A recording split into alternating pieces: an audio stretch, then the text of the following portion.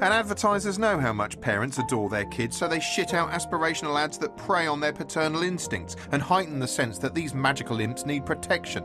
One problem with treating kids like delicate Fabergé eggs is you become so dementedly paranoid about any misfortune befalling them that you end up sealing them indoors around the clock, effectively locking them in a prison that serves organic food in which every surface has been sprayed 86 times with antibacterial disinfectant before those fingers can touch it. So they sit there indoors, growing up in the flickering glare of aspirational imagery, soaking it all up brightly coloured kids shows which make stardom seem both attainable and desirable, swanky seductive adverts where a celebrity tells you you're special.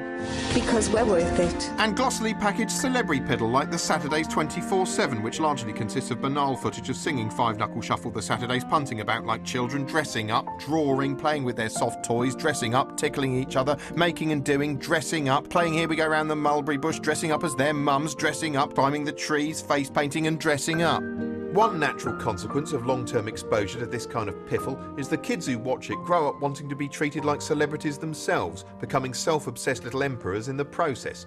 For evidence, tune into MTV's My Super Sweet 16. Not so much a show, more an orchestrated smear campaign against humankind in general. Some of it is punishingly depressing. For instance, here a brat's mum buys her a $67,000 Lexus for her birthday. Happy birthday!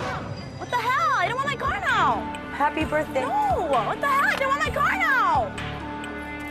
Oh, Mom! But she's unhappy because she didn't want it until the night of her birthday party. I can't believe she's such an idiot! She just ruined the whole party! Everything! She just ruined everything! You ruined my life! I hate you! We're leaving! The party's off! You know, I think this might actually be an Al-Qaeda recruitment film. Far from being just an American thing, this kind of ostentatious kiddie spoiling has now leapt across the Atlantic and onto our shores and has its own British spin-off, My Super Sweet 16 UK.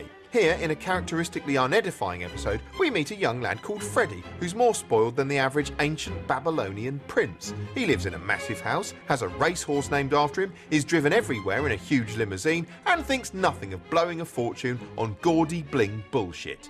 Freddie's birthday is fast approaching, but rather than setting up a Facebook page or sending out invites like a normal Earth-dwelling citizen, he holds an X Factor style audition to decide who can attend. You all ready to be judged?